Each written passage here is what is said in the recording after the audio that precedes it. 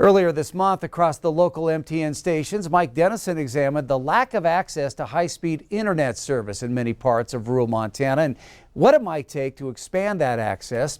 Tonight, he takes a closer look at another player in this market, local wireless internet service providers. As we reported earlier, the big boys of high-speed internet service, CenturyLink or the cable company Spectrum, pretty much don't offer broadband once you get several miles outside of Montana's urban centers. That's where smaller wireless internet companies, known by their acronym WISP, have sometimes been stepping in. We focus on building our facilities out past the 10-mile ring because that's where people are starving for internet. And that's been our mission ever since we started in 2003 doing high-speed broadband, is to get folks the high speed that they need to do business and for kids to do their schoolwork. That's right. Weber's Montana Sky Networks has been around for more than 15 years, installing fiber optic cable and wireless towers that can beam internet to rural homes in Flathead Lake and Lincoln counties. Robert Bielecki started KDS Networks in Great Falls 12 years ago, after he moved to an area outside the city that didn't have high-speed internet. So we just figured out how to make it happen. Well, if we can do the same thing from my neighborhood, I can do that for anybody. KDS has about 1,500 customers, primarily in suburban and rural areas of Cascade County. About a dozen WISPs exist in Montana, in cities big and small.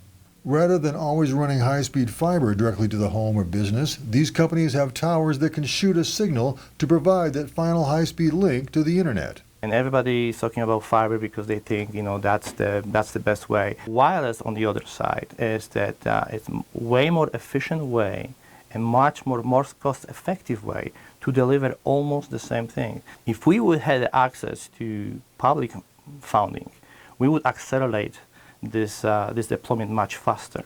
Until last year, wireless providers haven't had access to federal subsidies to expand service to rural areas because they're not a telephone company.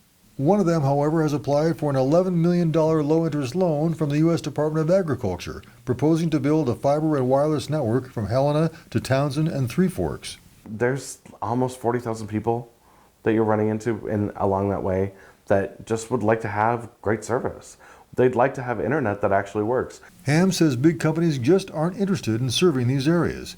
So why shouldn't the smaller ones do the job? He also says the feds should be identifying the areas that most need service and subsidies, rather than relying on providers to make proposals. It should be turned around with, hey, we've got $600 million to invest.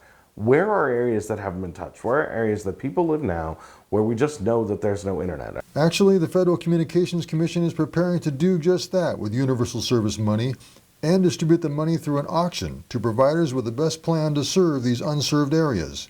But that process won't be up and running for at least a couple of years. So for now, these small providers are pretty much on their own, filling the gaps in the rural internet landscape.